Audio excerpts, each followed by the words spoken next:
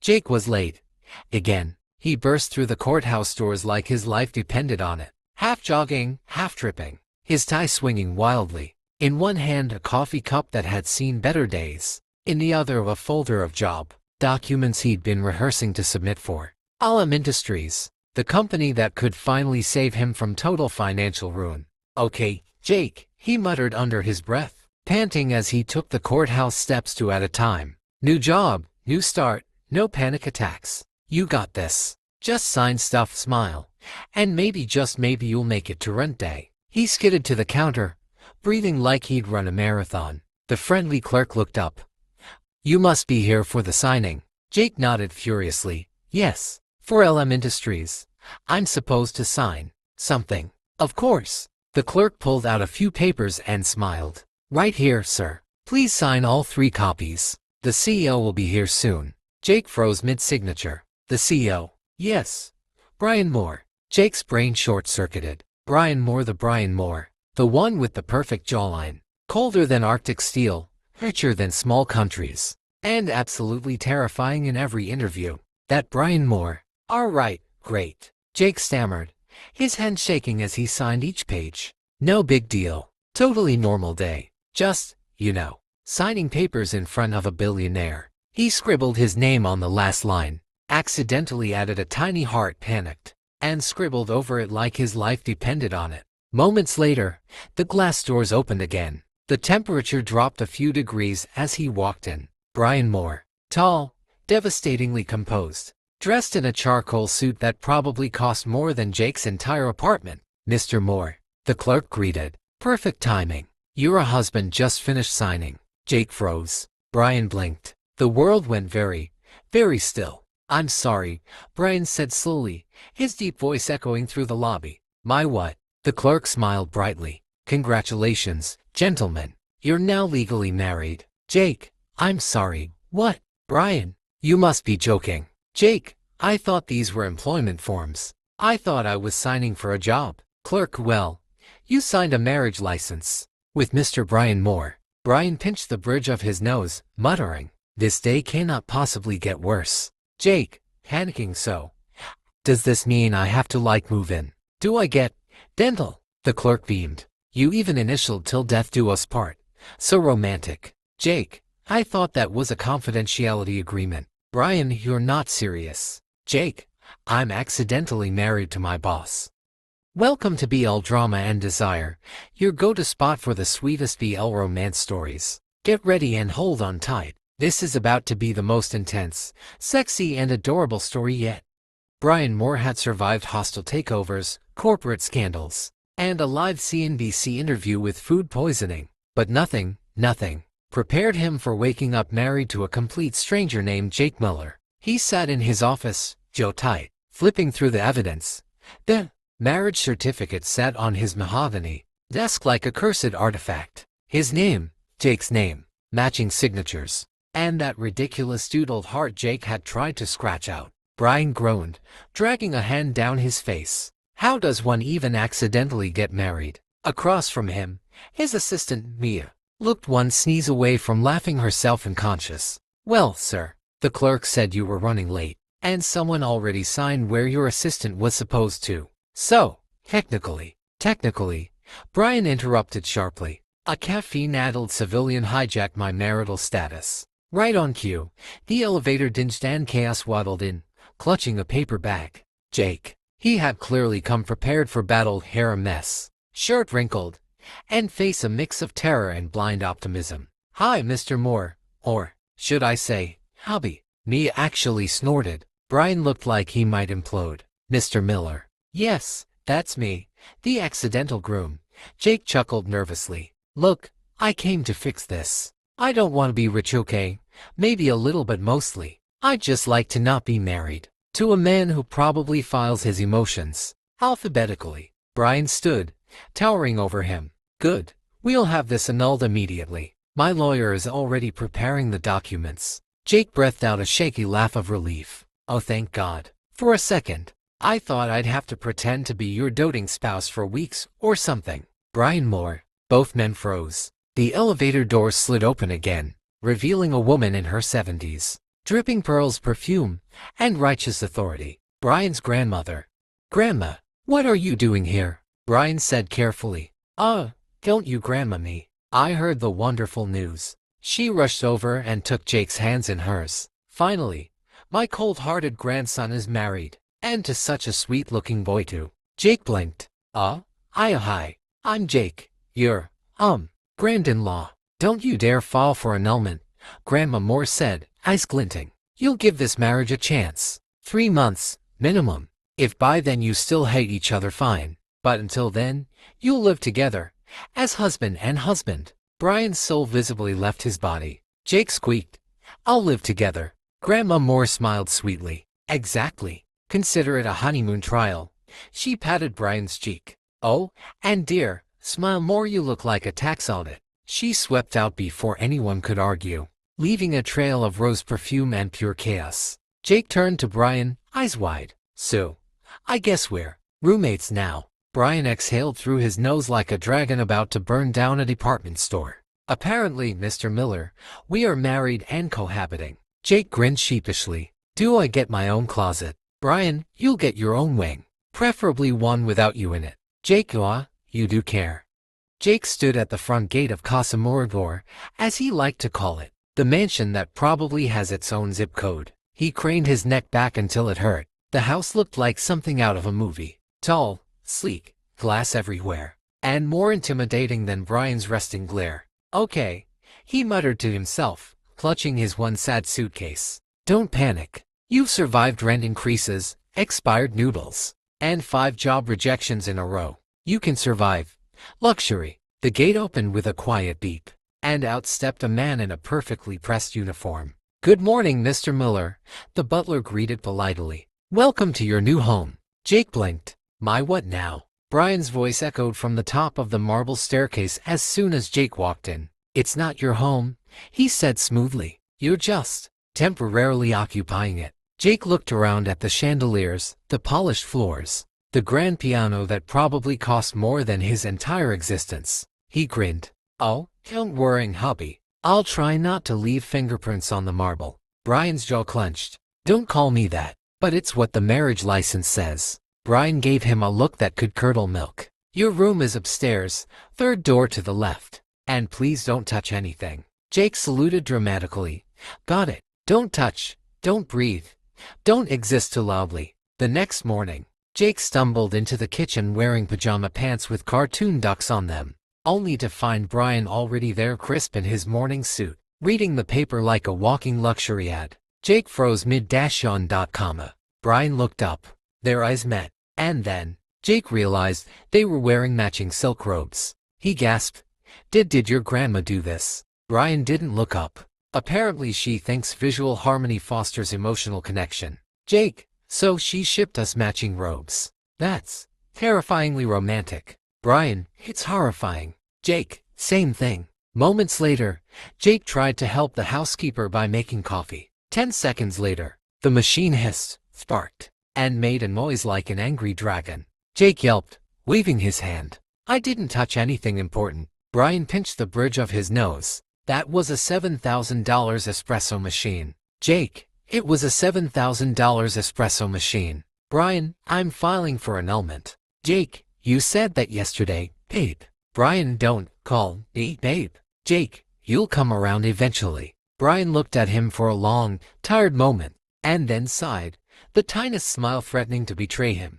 Jake woke up that morning feeling like a new man, a married man, to a billionaire. Okay, technically accidentally married, but still, same tax bracket. Today, he whispered to his reflection, "I will prove that I am not just a freeloader who broke a $7,000 espresso machine." He stormed into the massive, stainless steel kitchen wearing an apron that said "Kiss the Cook," which he found in one of the mansion's 30 drawers, and rolled up his sleeves. "How hard can breakfast be?" he muttered, cracking eggs like a man who had seen one YouTube tutorial. 10 minutes later, smoke was billowing out of the pan. 5 seconds after that, the fire alarm started screaming. No, no, no, no," Jake yelped, waving a towel and coughing. "It's fine. Totally under control." Cue the sound of expensive shoes on marble. Brian appeared in the doorway, looking like he just walked out of a magazine spread crisp suit. Hair perfect, expression done. And Jake covered in flour, smoke, and shame froze mid-wave. "Morning," Jake squeaked. Brian stared at the pan, then at the smoke, then at Jake. "Did you," Brian said slowly, "try to cook?" Jake nodded guiltily. "I wanted to make breakfast for my husband." "Don't," Brian said, grabbing the fire extinguisher like he'd done this before. "Ever again." Jake watched as Brian effortlessly put out the small flame, sleeves rolled up, jaw sharp, looking like an action movie hero with anger issues. "Wow," Jake said softly, impressed. "You actually know how to use that." Brian didn't even glance at him. "And like some people, I read instructions." "Hot and responsible," Jake teased. "No wonder I said I do." Brian froze mid-motion, his eyes narrowing dangerously. "That was a clerical accident, Mr. Miller." Jake smirked. "You keep saying that, but you haven't filed the annulment yet." "Brian, I'm reconsidering." "Jake, you mean reconsidering us?" "Brian, the fire alarm is still going off." They stared at each other through the haze of smoke and awkward silence, neither moving. Then, suddenly, both burst out laughing. "Well," Jake laughed. Brian exhaled through his nose a little louder than usual. "Same thing." Once the alarm stopped and the smoke cleared, Brian helped Jake wipe the counter down. Their hands brushed. Just for a second, Jake's heart skipped like bad Wi-Fi. "Thanks," Jake said softly. Brian didn't look at him, just muttered, "You're still banned from my kitchen." Jake smiled. "Our kitchen?" Brian paused, his lips twitching just slightly before walking away. And Jake, still grinning, whispered to himself. He smiled. "I saw that." My husband smiled. Progress. If Jake Miller had known that bringing coffee to Brian's office would cause an international PR crisis, he might have just stayed in bed. But no, he woke up that morning determined to be useful. He even practiced saying good morning, sir, in the mirror, because apparently, billionaires liked formal greetings. Except when he arrived at Elm Industries. Everyone was wearing suits so sharp they could cut glass, and Jake was wearing a hoodie that said Mondays are a scam. Not a great start. He tiptoed into the boardroom, balancing two lattes. Brian sat at the head of the table surrounded by executives, all mid-discussion about brand relatability. Jake plastered on a nervous smile. "Coffee delivery for my..." He froze. Everyone was staring. "You're what?" one of the executives asked. Jake, panicking, blurted, "My babe." Silence. Utter, deathly silence. Brian's pen stopped midair. His jaw clenched. He turned very slowly to look at Jake. "Brian, excuse me." Jake swallowed hard, his soul halfway out the window. Babe, sweetheart, honey, sir." The room erupted not in laughter, but in furious whispering. Brian's PR manager, a woman who looked permanently stressed, leapt up. "Oh my God, Mr. Moore, is this him?" Brian's eyes twitched. "Is this who?" "The husband the tabloids mentioned last month," she said, slapping down a folder of old gossip headlines. Jake blinked. "Wait, what tabloids?" "It's perfect," the PR manager interrupted, already typing furiously on her iPad. "We can use this. A romantic, down-to-earth CEO with his humble, sweet husband. The public will adore it." Brian, "Absolutely not." PR manager, "Absolutely yes." Jake looked between them, still holding the coffee cups like peace offerings. "Sue, should I just..." The PR manager beamed at him. "Smile, Mr. Miller. You're about to become the face of love and relatability." Brian pinched the bridge of his nose. "I need a vacation." By that afternoon, the internet was exploding. Hashtag Brian and Jake trended in 15 countries. Jake scrolled through Twitter, horrified. "Oh my God, they made fan edits of us already. Look. Someone photoshopped us into a wedding photo in Paris." Brian didn't look up from his laptop. "Don't encourage them." Jake leaned over the desk. "They called us Morlove, like your last name, and get it." Brian's eye twitched. "I am regretting every life decision that led me here." Jake grinned. "You mean the one where you accidentally married me?" Brian finally looked up, exasperated. "You're enjoying this, aren't you?" Jake winked. "Maybe a little, babe."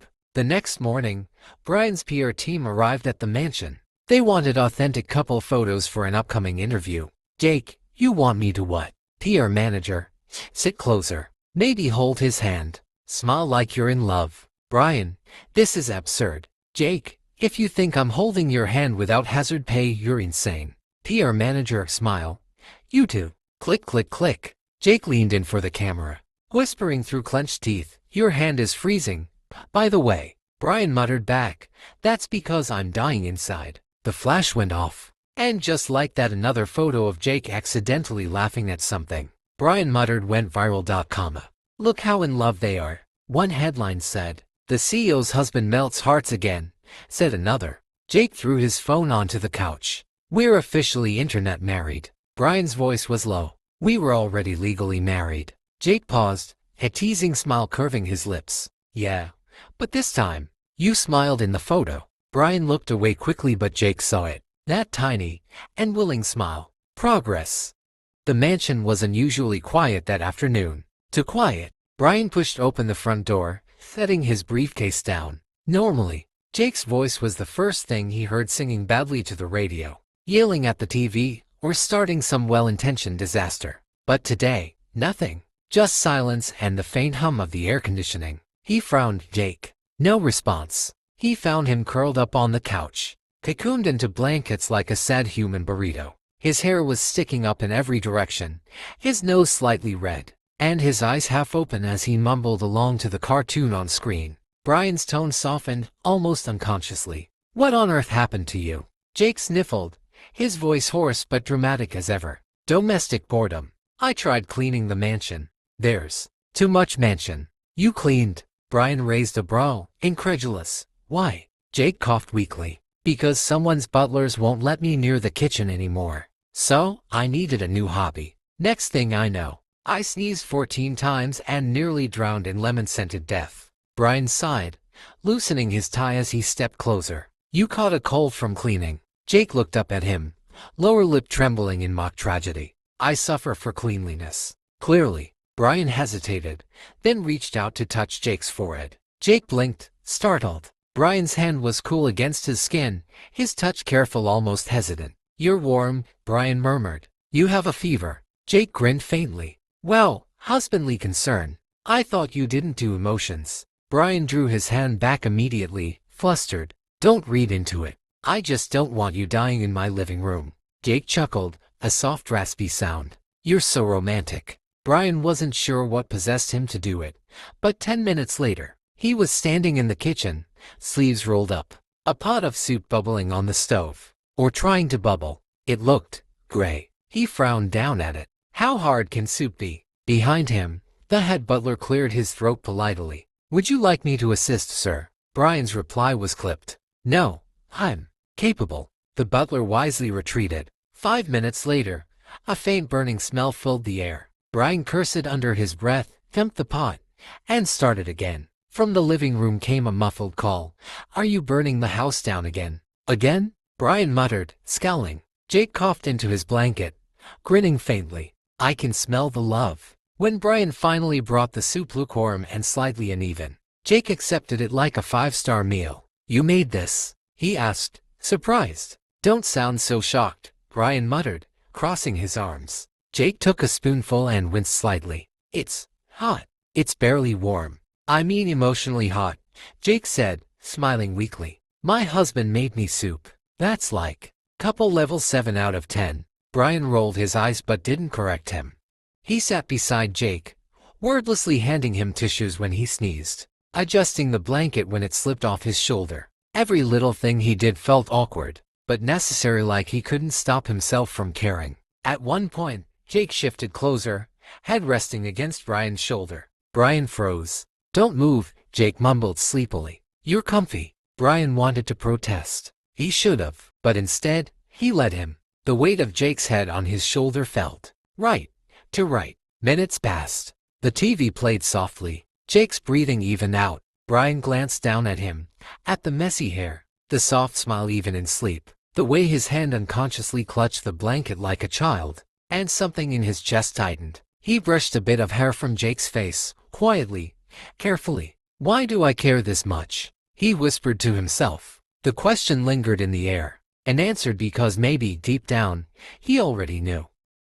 The mansion was quiet. Too quiet. Jake hated it. He tossed and turned in his ridiculously huge bed, staring at the chandelier above him like it was mocking his insomnia. After half an hour of trying and failing to sleep, he gave up, grabbed a blanket, and tiptoed downstairs. The living room glowed faintly from the city lights outside. Jake found the remote, plopped on the couch, and scrolled until he found a romantic comedy, something light, stupid, and heartwarming. Exactly what his brain needed. 15 minutes later, Jake was laughing at the screen, popcorn bowl in hand, blanket cocooned around him like a burrito. That was when Brian appeared. "Do you always throw parties at 2 a.m.?" his deep voice asked from behind the couch. Jake jumped, clutching the blanket like a weapon. "Jesus, don't sneak up on people like that." Brian stepped into view, hair a little messy, sleeves rolled up.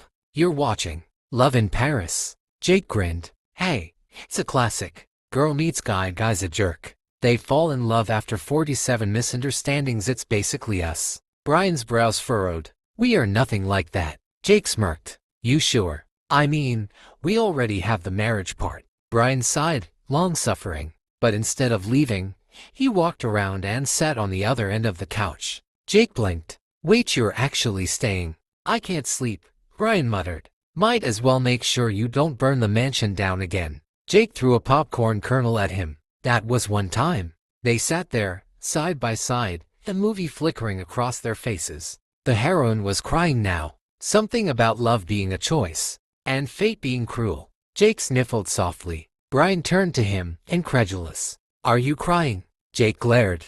"No. She reminds me of me.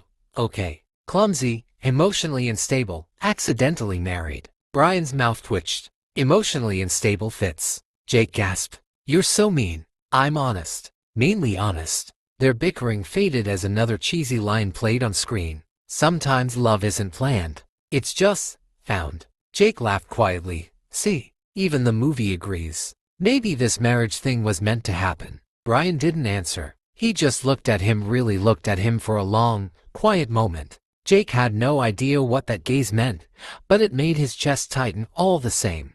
The bowl of popcorn sat between them, and when both of them reached for it at the same time, their fingers brushed. Jake froze. Brian didn't move his hand right away. "You can have it," Brian murmured. Jake swallowed hard. "Oh, thanks." The air was warm, too warm. The kind of warm that had nothing to do with blankets or heating. Half an hour later, Jake's head started drooping. Brian turned when he felt something soft fall against his shoulder. Jake, asleep, mouth slightly open, blanket sliding off his arm. Brian sighed quietly. "You really can't stay out of trouble, can you?" He reached over, pulled the blanket back up over Jake's chest, and sat there in silence, the TV casting a golden light across the room. The rom-com's final line echoed softly. "Love always finds its way home." Brian's eyes lingered on Jake's peaceful face.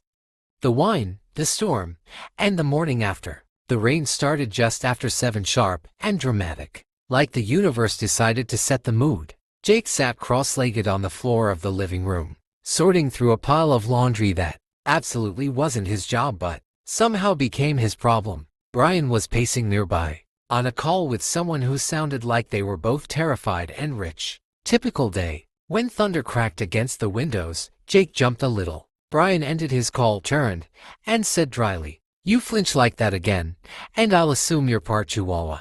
Jake shot him a glare. "I'm sorry. I didn't grow up in a soundproof mansion where storms sound like background music." Brian didn't answer, just walked to the bar cart, grabbed a bottle of red wine, and held it up. "Drink." Jake blinked. "You drink only when forced to tolerate chaos."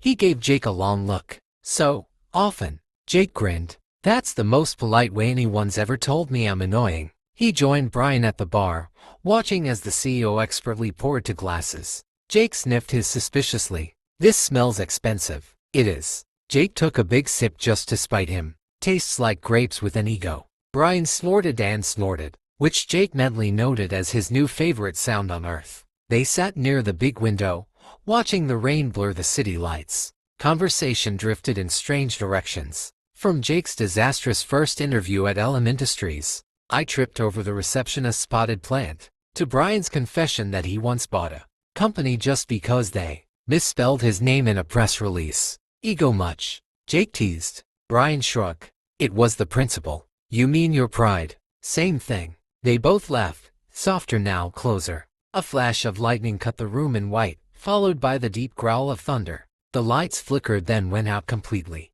"Oh, fantastic," Brian muttered. "The generator's probably still being serviced." Jake giggled. "Big bad billionaire afraid of the dark." "I'm not." "Lightning again." Brian froze. Jake bit back a grin. "You so are." He fumbled around and lit a few candles, their warm glow spilling across the marble floors. The storm roared outside, but inside, it felt strangely cozy. Jake poured them both another glass. To surviving boredom and thunderstorms. Brian clinked his glass lightly. And to questionable life choices.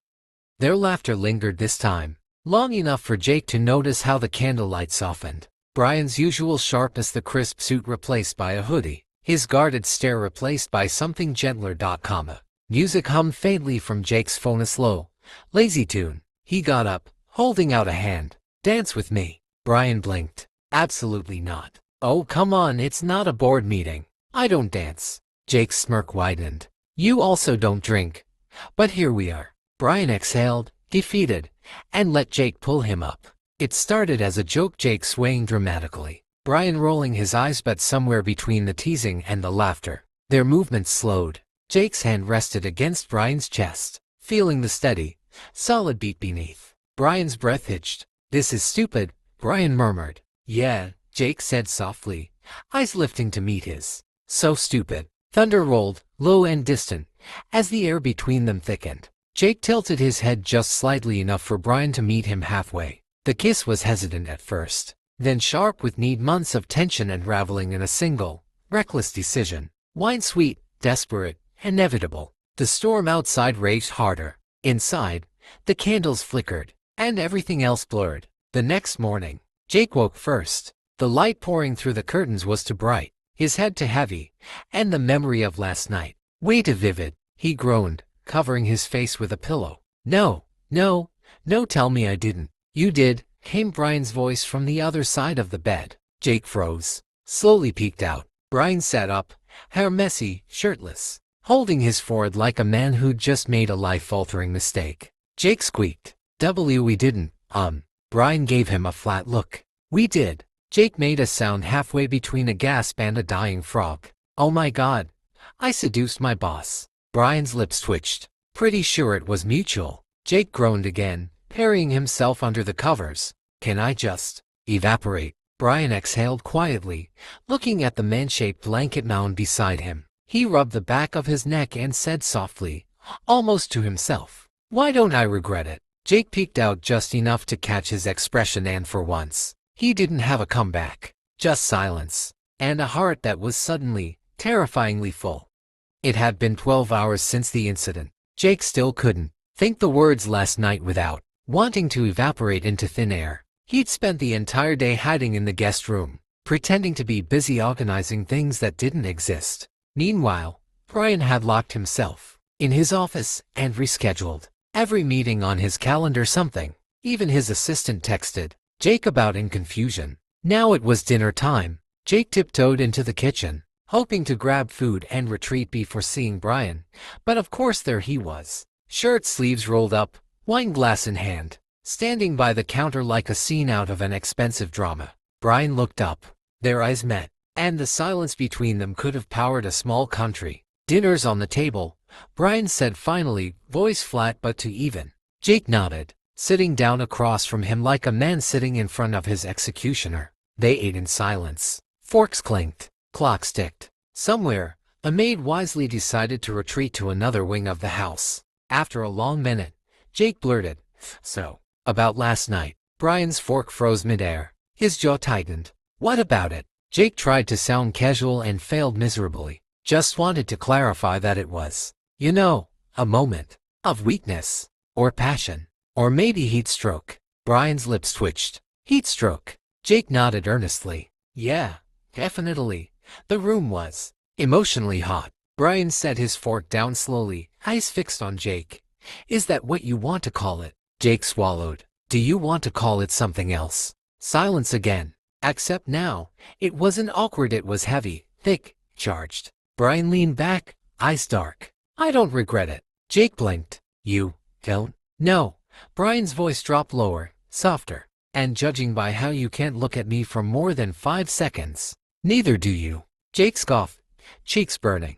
Oh please, you think you're that unforgettable. Brian stood up, walked over to him slowly, deliberately, and placed both hands on the back of Jake's chair. Leaned in close enough that Jake could feel his breath. Yes, Brian murmured, I do. Jake's brain short-circuited. You're insufferable. And yet, Brian whispered, you keep finding your way back to me. And just like that, whatever thin thread of self-control they had left snapped. Jake stood up.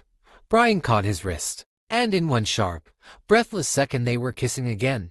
Desperate, hungry, like neither of them had learned their lesson from the night before. Brian pulled him closer, muttering against his lips, tell me to stop. Jake's voice trembled. I can't. It was chaos again, heat and noise and everything they swore they wouldn't do. And when it was over, tangled in sheets that still smelled faintly of wine and regret, Jake whispered into the dark, this is a terrible idea. Brian's voice came quietly, steady, almost fond. I know. A pause. But I'm not stopping. Jake had been planning for a week, quietly asking the house staff questions like a spy in a rom-com. What's his favorite flavor? Does he hate frosting? Do billionaires even eat cake? He wrote everything in a little notebook labeled Operation Surprise Brian Day, because subtlety had never been his strength. The morning of Brian's birthday, the mansion smelled like sugar, vanilla, and disaster. The first cake was raw in the middle, the second was burnt, and the third looked suspiciously decent. By the time he'd cleaned the counters, there was flour in his hair and a small smear of chocolate on his nose. But the cake stood tall, proud, and slightly crooked, just like him. He dimmed the lights, lit the candles, and waited. Every tick of the clock made his heart race. When Brian finally walked in that evening, his usual cold composure cracked the moment he saw the living room. Streamers hung from the chandelier. A happy birthday Brian banner was taped crookedly across the wall. Jake stood in the middle of it all, holding the cake like it was a peace offering. Surprise, he said, voice soft but trembling with excitement. I made this by myself. Please don't ask how many fire alarms went off. Brian stared for a moment, eyes flicking from the decorations to Jake's hopeful smile. His lips parted just a little. You did all this? Jake nodded. You never celebrate. I thought maybe you should, you know. Feel special for once. For the first time, Brian didn't have a quick reply. He set his briefcase down, loosened his tie, and stepped closer. The light from the candles flickered across his face, softer than usual. You shouldn't have gone to all this trouble. Jake grinned. You're worth the trouble. Brian blinked, once, twice. Then, very quietly, thank you. Jake cut him a slice to begin, handed it over with a fork. Careful, Jake warned. It's probably emotionally unstable. Brian actually laughed. A real laugh, warm, low, unexpected. I'll take my chances. They ended up on the couch, eating crooked cake straight from the pan and talking about everything they never had time to say. Brian's childhood, Jake's ridiculous dreams, the way silence in the mansion used to feel heavy but didn't anymore. At some point, Jake reached out to brush a crumb from Brian's lip. Neither moved away. The room was quiet, except for the hum of the city outside and the soft flicker of candlelight. Their eyes met, and suddenly, there was no distance left. Jake's hand lingered against Brian's cheek. Brian's breath hitched. Neither of them knew who leaned in first, but the kiss happened like a sigh, slow and certain, tasting of sugar and something new. When they finally pulled apart, Jake whispered, half smiling, so, happy birthday. Brian's voice was quiet but full of something deeper. Best one I've ever had.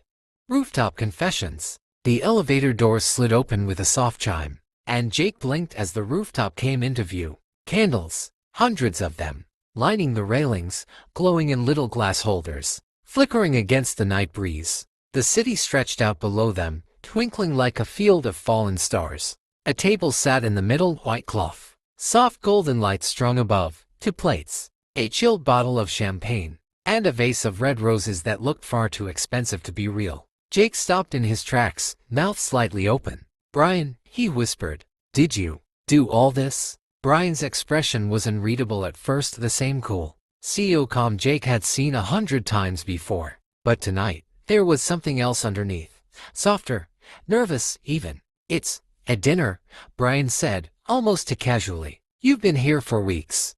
And I realized we've never had one that wasn't interrupted by smoke alarms or PR disasters. Jake turned to him, smiling slowly. So you planned a romantic rooftop date? Brian cleared his throat. It's just dinner. Jake smirked. With roses, and candles, and champagne. A faint flush crept up Brian's neck. Fine, it's dinner with aesthetic. Jake laughed at that warm, unrestrained sound Brian had come to love more than he cared to admit. They sat.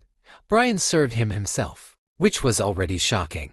And Jake couldn't help watching the way his sleeves rolled up. How careful his hands were when he poured the wine. How his eyes softened when Jake smiled. So what's the occasion? Jake asked, cutting into the perfectly cooked steak. Brian looked down at his plate. I don't know. Maybe. I just wanted to see you happy. Without all the chaos for once. Jake blinked. That's actually kind of sweet. Don't get used to it, Brian muttered. But the small smile that followed ruined the act completely. They talked. They laughed. Jake teased him about being the world's grumpiest romantic, and Brian retaliated by listing all the things Jake had broken since moving in, which, apparently, was 12. By the time dessert arrived, a small chocolate cake with strawberries, the air between them had changed. Softer, heavier. Jake cut a piece, took a bite, then held a forkful out across the table. Try it. Brian hesitated, then leaned forward, lips brushing the fork, eyes locked on Jake's. It was electric. Too close. Too dangerous. Jake's voice lowered, teasing.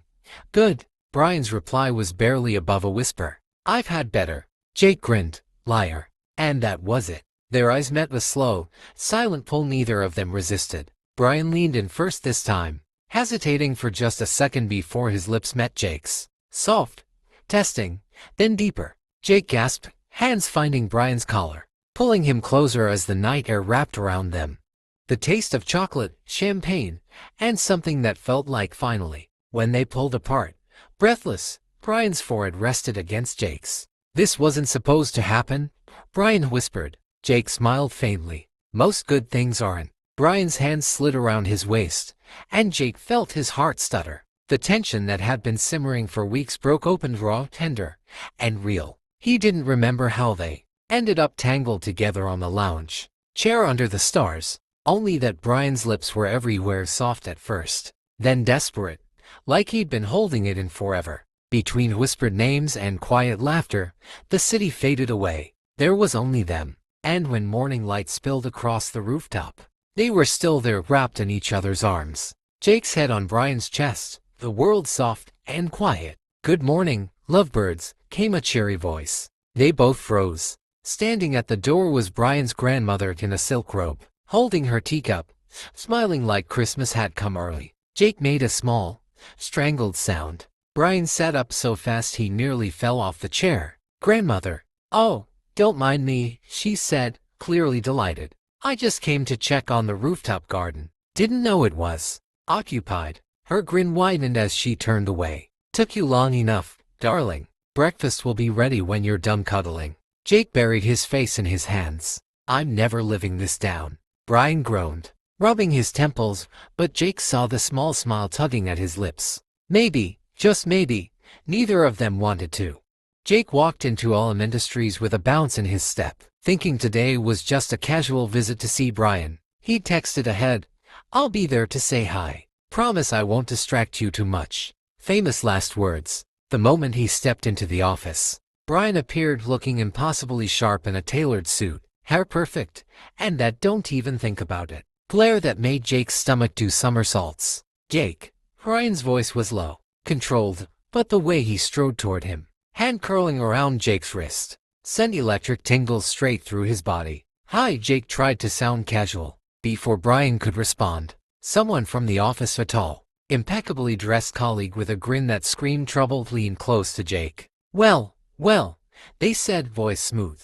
Aren't you the guy who keeps stealing our CEO's attention? Jake blinked. Hi. Brian's jaw tightened. His grip on Jake's wrist squeezed just enough to make him catch his breath. Stealing. Brian's voice was ice, slowly, low, controlled, deadly. Jake felt a shiver run down his spine. The colleague's grin widened, clearly unaware of the danger. I'm just visiting, Jake stammered, cheeks heating. Brian didn't let go. He stepped closer, practically pressing himself against Jake. Eyes dark, jaw sharp, and full of possessive warning. "Jake belongs to me," he murmured into Jake's ear. "No one else touches him. Not you, not anyone." Jake froze. His face heated. "Belong to him." The words sank into him like fire. His stomach flipped, and he suddenly realized just how little control he had around Brian. Brian leaned closer, jaw grazing Jake's ear. "And no one else is allowed to touch you. Understand?" Jake swallowed hard. Yes, sir." His voice wobbled, betraying how turned on and nervous he was. One step closer. Two. Then Jake panicked in a delicious, tingling way and grabbed Brian's hand. "We can't hear." Brian's eyebrows shot up. "Can't, or won't." Jake's cheeks flamed. "Can't. Someone might see." Brian smirked, eyes dark and teasing. "Then we'll find somewhere no one can see." Before Jake could protest, Brian tugged him toward the office bathroom. The door clicked shut behind them. Jake's heart raced. Brian pinned him against the wall, lips brushing his neck, fingers tracing dangerous patterns down his spine. "I warned you. You're mine, Jake. And I don't like waiting." The rest of the world disappeared, all the office, all the rules, all the lights, as Brian's possessive hands and kisses sent Jake reeling. Every touch was a jolt, every whisper a firecracker in his chest. Jake gasped, "Brian, stop teasing." Brian smiled against his lips. "Never." And just like that, they fell into a feverish, messy, passionate chaos, virgin and desperate, as if they'd been holding back forever. Hours or maybe minutes later, they finally collapsed onto the bathroom floor, breathless, hair mussed, and hearts hammering. Jake rested his head on Brian's shoulder. "You're insane." Brian wrapped an arm around him. "Possessively insane," he corrected, smirking. "And don't you forget it." Jake shivered in that grip. Oh, he meant every word. Weeks of bliss had passed. Jake and Brian had settled into a rhythm that felt both chaotic and perfect. Teasing, laughing, arguing over breakfast, and falling more in love every day. But today, Jake wasn't laughing. He felt weird, off, nauseated, dizzy, and after a few wobbly trips to the bathroom, he knew what he had to do. Pulling out the pregnancy test he'd bought with the Amex Brian had given him when they got married. He waited, heart hammering. 2 lines. Jake's eyes widened. "Oh my God, I'm pregnant." He could barely contain his excitement. He had to tell Brian right now. He grabbed his coat and practically ran to Ullum Industries, hoping to catch Brian at his desk. But Brian had already felt it. He'd received a notification from his bank app, the Amex charge for the pregnancy test. And the way Jake had been acting this morning, fidgety, flushed, he'd pieced it together. Brian's mind raced with excitement, pride, and a possessive heat he couldn't shake. "Mine, my husband, carrying my child." But the moment he stepped into the office, his stomach sank. A colleague, the smooth, flirty one from before, was leaning on Brian's desk, laughing at something he'd said. Their hand brushed Brian's arm. "And you and Jake, I mean, married, by accident," the colleague said with a smirk.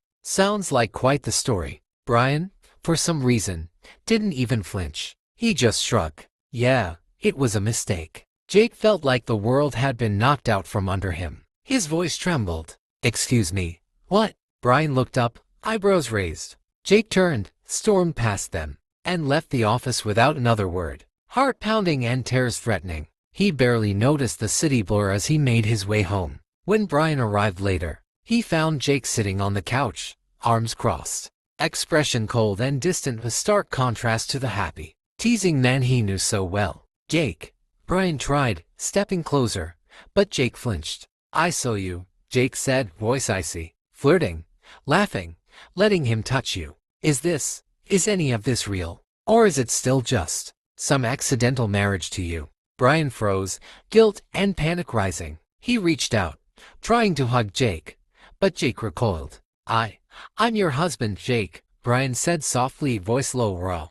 "And I didn't mean to make you feel like I'd forget that." Jake's lip trembled. "Then, why didn't you stop him? Why didn't you tell him we're us?" Brian swallowed, eyes darkening with both desire and frustration. "Because I was too damn stunned seeing you coming here all excited like that." He closed the distance, carefully, hands resting on Jake's shoulders. "I'm yours, Jake, always, mistake or not. This, U.S., It's real. And you're carrying my baby. You think I'm not thrilled about that?